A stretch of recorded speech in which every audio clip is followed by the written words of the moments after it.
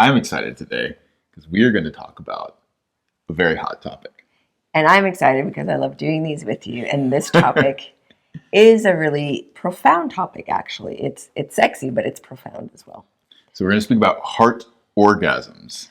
What are they? How do they happen? Why do they happen? What are the side effects of them happening? Well, and the first thing I want to say is that I hear all these words around this kind of orgasm, that kind of orgasm, and I'm always very skeptical of this new orgasm that, everyone's like describing like very poetically, but do not give any foundation to really verify or to replicate.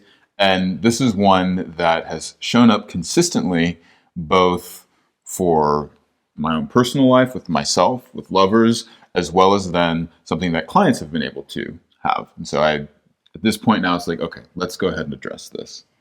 I want to jump in just by saying that my very first one that I tracked, I was alone, and it was 2.5 decades ago, something like this.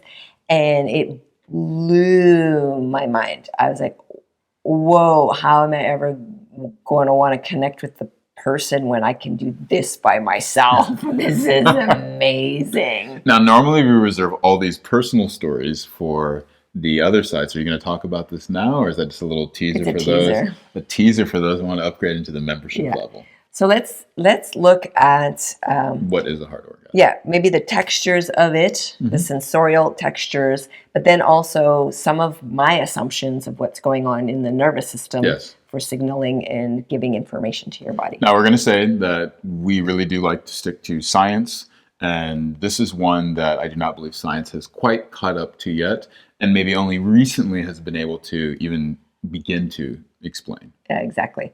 So sensorially, if you take a really fantastic genital orgasm, so the ones where there's pulsing and almost like liquid hot lava flowing through the genital area, you can have that experience in the chest area, which is why when it first happened to me, the only language I could find was, I think it's a heartgasm. I don't know how else to say this experience. Well, and I also want to preface this episode by saying that for some people, the heart orgasm is actually quite terrifying and doesn't necessarily feel good if your heart is closed. But I have to also say, when I first started all this exploration, no one was talking about this. Okay. So I feel like it's a little bit more, once we had all the female ejaculation fad kind of explode and then relax, so to speak, then there seemed to be a fascination with psychedelic cervical orgasms, and now I'm hearing more about the heart orgasms. But they've been around forever because you can find them in ancient texts and, many references. Well, and I also, too, there are sort of different degrees of this, even for someone that's having a more external clitoral based, externally stimulated clitoral based orgasm, then has a refractory period. I mean, you'll hear people say that, it was just kind of like do, not that big. And other times it's like, whoa, wow, okay, this was like really like intense. So these are things that are just happening and maybe even go under the radar of a person not really noticing it. But then at some points it can just go to such epic levels of strength, whether that is because it's relative to where you've been at and then it just really opens your heart, or because the intensity of it builds so much from even with an open heart that then it becomes quite powerful. And so then you notice it, write poetry about it, do post on it, talk about it, or some people I think in the industry then try and sell it. There's definitely, in terms of, well, how does that happen? Because this area isn't normally part of the reproductive anatomy system that when you talk about like sex. And we don't always refer to even the chest or heart area in the pleasure anatomy. Yes. So why is there literally physical, visceral sensation of what we call an orgasm in this area? I think there's a lot of communication happening between the genitals and this part of the body. Well, maybe before we even get into that, we could just talk about having an open heart and having a closed heart. This is considered metaphorical language in some sense, but at the same time, the fact that there's a linguistic evidence of it, meaning that we actually have terms for having an open heart versus a closed off heart, and you can feel when, say, your partner had their hearts closed off versus wide open, Yeah. that it is describing something that is an actual physiological, emotional, psychological, relational, whatever you want to say, occurrence that happens in human cognition, or else we wouldn't have a linguistic reference for it. Yes. And I'm speaking as a linguist and a cognitive semiotician. And so when we look for proof of things in the language, there's a reason why we actually come up with terms that then have metaphorical meaning that ring true versus those that are like, that makes no sense at all. Yeah. Well, won't get into the makes no sense because there's plenty of that. So let's stick to this topic. Mm-hmm. All right. So what is heart open? What is heart closed? When I feel into that, I'm not going to do mind first. I'm going to feel into it. The feeling is that there's expansion in the chest, that there's a feeling of radiance or like warmth kind of permeating outwards. There's a emotional sense of wonderment or awe, a natural curiosity, a natural openness that just seems to be evoked from that space. That's why I think sometimes like, oh, that person was so open-hearted or so even warm-hearted. Well, and so there's a couple references here. One is both the embodied side, and the other is, as you're speaking about, some of the different emotions that are felt in that. And I would even say that there's some psychological sides as well, where you feel more open to listening to another person's opinion.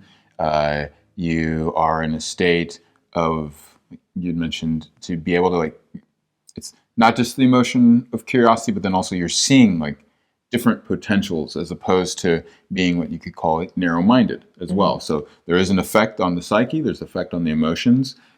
This opening sensation is one of the things from a felt state that I think is so important. And I love that you bring this up because this is how we also can start to not just recognize it in ourselves, but even do practices of, oh, I'm noticing like my heart shut off. So what do I do to go ahead to actually like bring me back to that open state?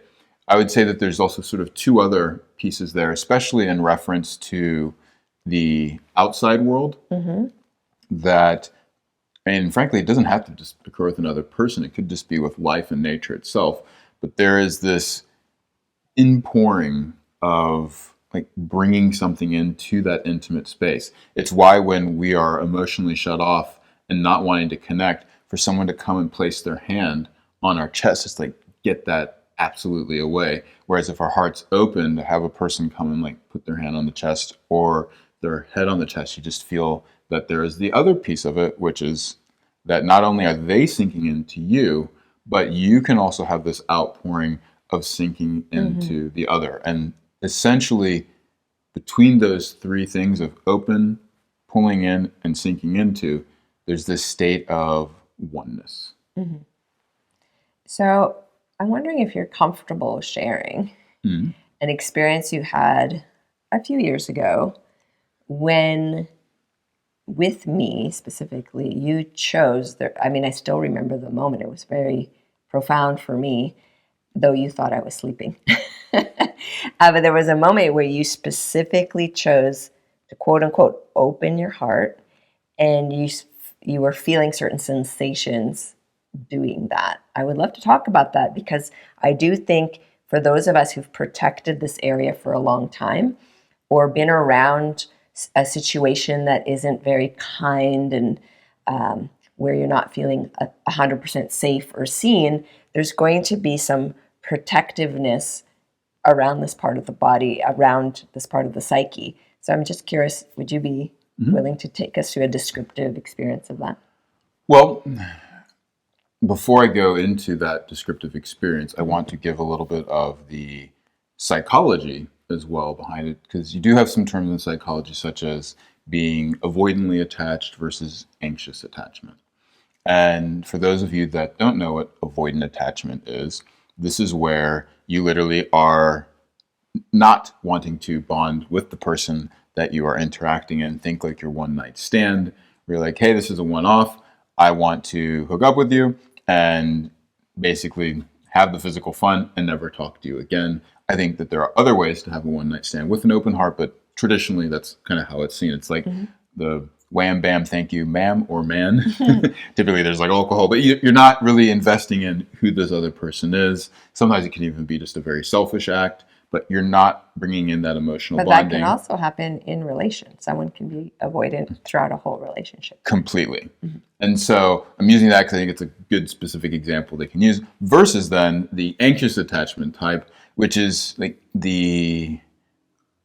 I think it could be symbolized a little bit more by like the hopeless romantic, where their heart's open, they want to bring the person in, but then at the same time, like the heart's closing off, and then they want to push the person away, and there's this push pull because they're anxious about bringing someone into their life that they deeply desire it, and they're afraid that they're going to, be let down again, and can never really relax into that relationship. This all goes back to Bowlby and Ainsworth with the strange situation and the person coming into the room, leaving the room, and the child's reaction of like either pushing the parent away, which would be more of the avoidant one, and not reacting when they leave after a while, versus the anxious one, which is super amount of tears and crying and throwing a fit when the parent leaves, and then when the parent comes back, doing the exact same thing, versus a secure attachment where you're like, oh, the parents left, a little bit of distress, parent comes back, kid's happy, they relax and go off and do their playing thing. So, and there's a little bit more specificity to that, but for now, if we are to look at the emotion that has, or if I were to draw up a metaphor for that, it was really, because it's very important when we're doing coaching that we can also have, well, what is the embodied experience to be able to relate to clients? And so I had been in a relationship that the person, and it wasn't even like an official relationship, but the body doesn't. You were relating. Yeah. We were relating over a period of time. The body knows what that's like. And this person would be considered classically avoidant and not wanting to like engage in the emotions. And frankly, anyways, there's more to be said about that, because I think a lot of times once the avoidant person opens up, they go into anxiety, and that's the reason why they actually avoid it. So in this case, though, after having related for a long period of time with someone that's avoidant, you start to develop scar tissue. You even will become potentially a little bit avoidant yourself. And so in order to deal with it. Well, in order to deal with it, or I think there's lots of ways. Sometimes it's not even like a coping mechanism in the sense that you willfully desire to. You start to relate that way. And the other way goes around too, that say you're secure or anxious, they are also getting pulled in that direction. We don't live in just this autonomous world. We are interrelating, and sense making is participatory, meaning that it's two people make something. You're not just, you're part of the environment. You are a fish in the sea. And so that relationship C had avoidance in it, and it was even agreed that we were not going to then like become official in that. And so for myself, I noticed that, and it was even like sometimes you don't notice the layers of closing off one's heart. And so then when we started to relate and saying, okay, this is like moving towards, and it was even a year later before we officially named it a relationship, and that had more to do with so that other people aren't trying to impose what a relationship is by their definition, but that we would. There was the body knowing, hey, this is going to be a relational shift from being close to now like a feeling of being in love. And so it was a night that there had been a massive thunderstorm. Things I had like conclusively ended with other relations, and we really were on mission and feeling it, and the way that you love was starting to open my heart. And I remember making a conscious choice. Am I going to allow this or not? And fortunately, I have not had really, trying to think back, It might have been my first relationship with someone that was like pretty hardcore avoidant. And so I could really reference that shift. And it felt when I laid behind you and was spooning you, and I was speaking certain words. What was I saying? That you loved me. That I loved you. Mm-hmm. And for me, and I was just stating over and over. Mm-hmm. I love you. I love you. I love you. I love you. And it wasn't just words. It was me also then opening up again mm-hmm. and sinking into you and allowing you to pour into me.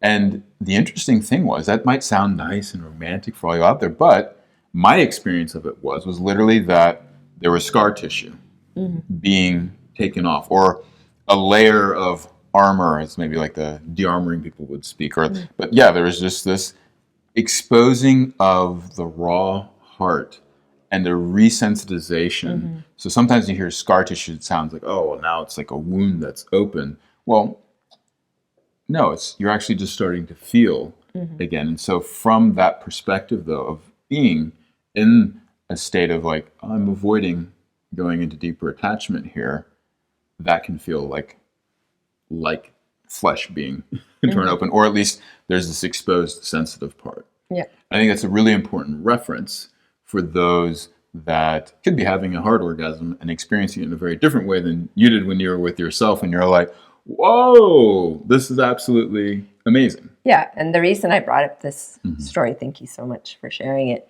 is that when you start to intentionally wish to open and experience a greater variety of sensation and pleasure and connection and intimacy and all of that, you will come up against yourself. Yes. And so for some of us, the heart orgasm doesn't feel available because there's a lot of what you were experiencing back then, some armoring or just like bracing for impact. Mm-hmm. And so there could be a process where, yes, this is available to every body, literally, mm-hmm.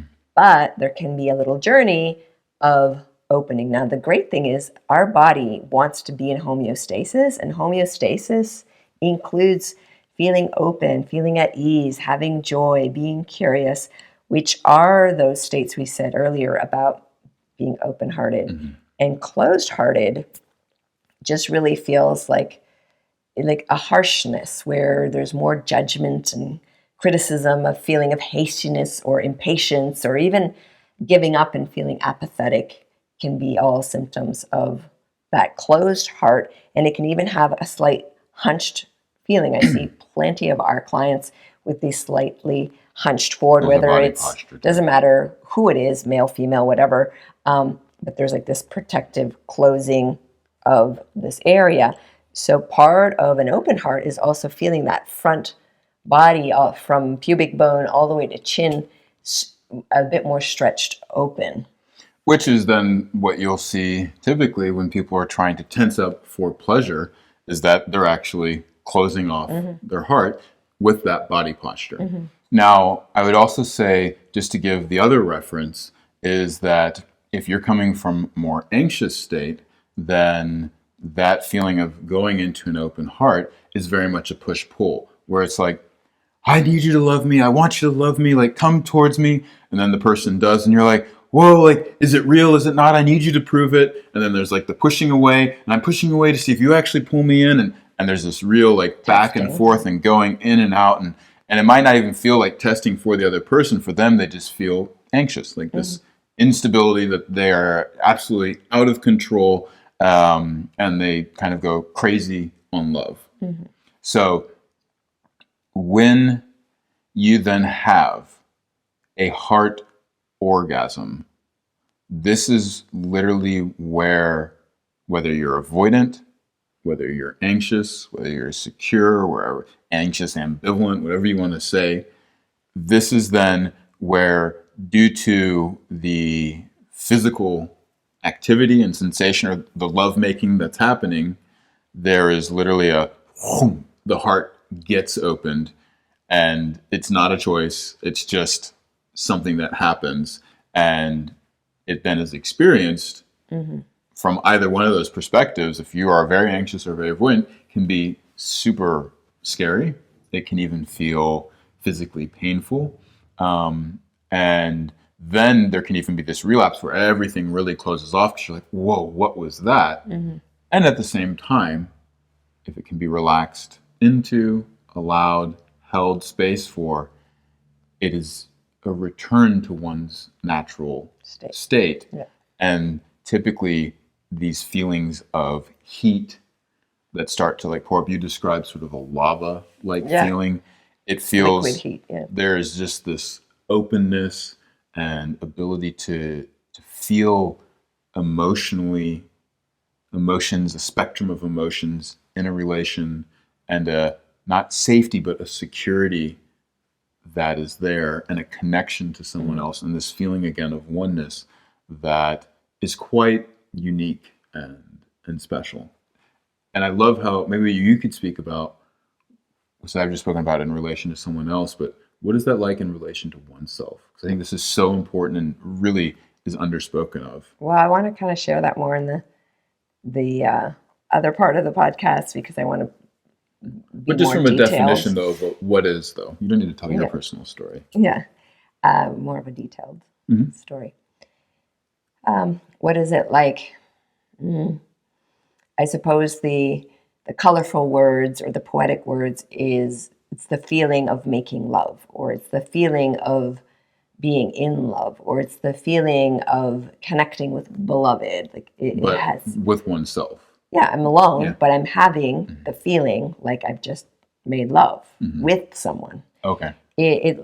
There's a sensation of wholeness that I think we all kind of seek in union with other. We're seeking that wholeness, but it's happening in myself without anyone there. And that's actually liberation for me. When I experienced that, when I finally figured that out, then I was like, oh, so then why do I need a partner if I have access to this on my own? And then it took some time, but then I realized, oh, relationship is not about two beggars trying to fill each other's bowls. Relationship is about two people, sovereign, whole people, having gourmet plates of deliciousness, offering those with no condition, just abundantly, like, if you'd like, I have these lovely offerings. Otherwise, I'm enjoying them myself. And so then the purpose is not to fill each other. The purpose is celebration. Yes. The purpose is exploration, because something happens when we come together that is unknown in a way that's different than when you're alone with yourself, because there's a lot of control there. So people who have a hard time being in a relationship with others and who enjoy their own company and don't really want to relate to anyone. You see a lot of posts like this these days. Yes. Like, why would I, when I have all this great peace and joy? And some people are like, I'm marrying myself. Yes. So there is that, and that's really lovely. However, I have found that it is through relating to other, which we are designed to do because we have these limbic systems, that we get to learn about ourselves in ways that we cannot on our own. We get to experience the mystery in a whole other way, because there's a dynamism that comes that's unpredictable when there's other. And there's, you get to see where you need to grow as well. Someone, I think, was saying that that a relationship is therapy on steroids, because it's like, oh, okay, you've done your training at one level, and now all of a sudden it's like everything's like super amplified on another level. Well, before we jump over, I want to just give some of my thoughts on the physiological pathways that I believe are activated for the heart. And then we're also going to talk about why this matters. Okay. So one of the things over many years, just kind of studying anatomy and looking at breath and just feeling into my own body and having direct experiences and trying to understand them, kind of reverse engineering, right? I've had this huge experience. Now what happens so I can share it so that others can have it? I learned about a few things. The hypogastric nerve pathway. it goes all the way down. It's connected into the pelvic floor, and it's connected all the way up through the center of the body. So information doesn't just go up through the spine to the brain, which is where you orgasm. Information can also go through the nerve pathways that are in the body, centralized in the body, including the vagus nerve. I knew less about the vagus nerve way back when. I knew more about the hypogastric nerve. And what's super interesting about the hypogastric nerve, it's interwoven with the intercostal nerves. And I think when you get signaling of pleasure through that, you get the sensation of waves going up from the genitals into the chest. And that's that nerve pathway. And then you can get these pulsations throughout the entire rib cage. Those are the intercostal nerves that are firing those signals. And then you have the vagus nerve that's basically going from up all the way down. And so the vagus nerve through all the main organs, and all the way through, the prostate area in the male and the uterus and higher, deeper. And I think science is going to discover more. There's less out there being said about men, but that's what we know for now. But yeah, in terms of the with females though, definitely now with there's a Barry Komisaruk, I think he was the kind of the main proponent, saying that it's shown to go into the cervix and then also the deeper regions of the vaginal canal. Well, definitely our colleague Dr. Wickman is an advocate for that information.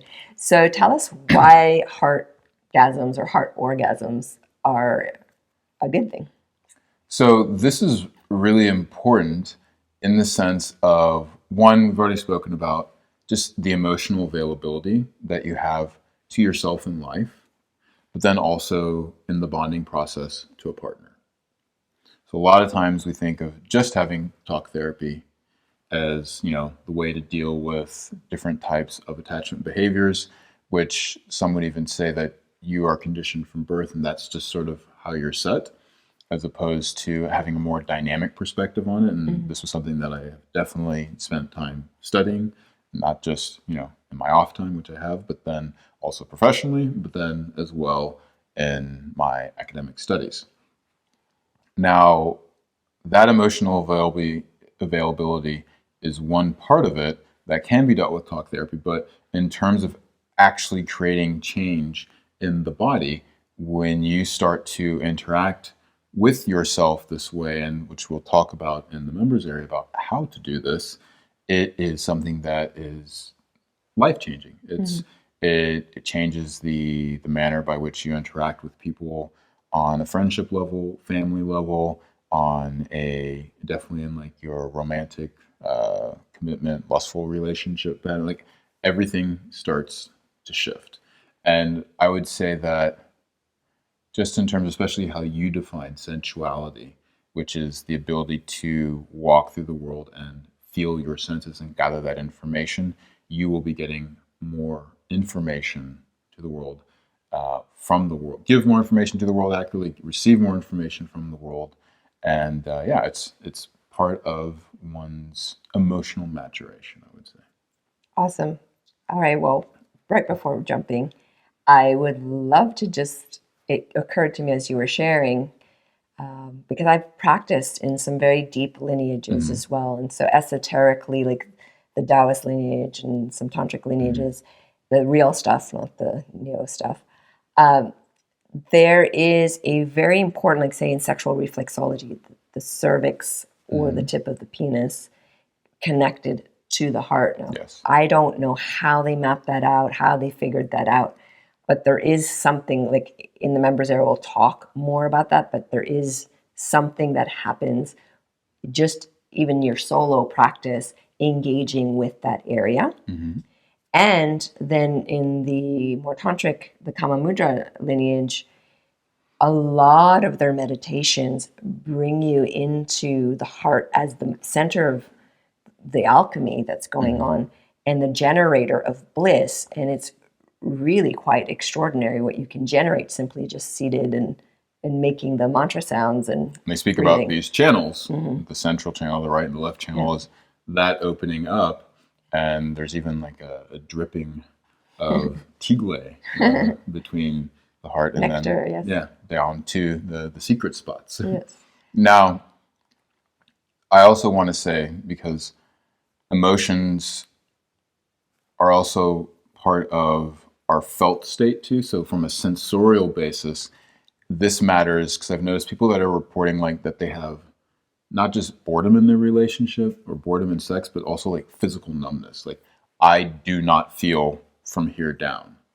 Having these heart orgasms, whether they are kind of over a period of time of opening and softer and more subtle, or something that's quite explosive, is that it brings you out of a state of like literal physical numbness to then, whoa, there's so much sensation, pleasure, and openness in the genital area. And this isn't just with women, but also with men. Awesome.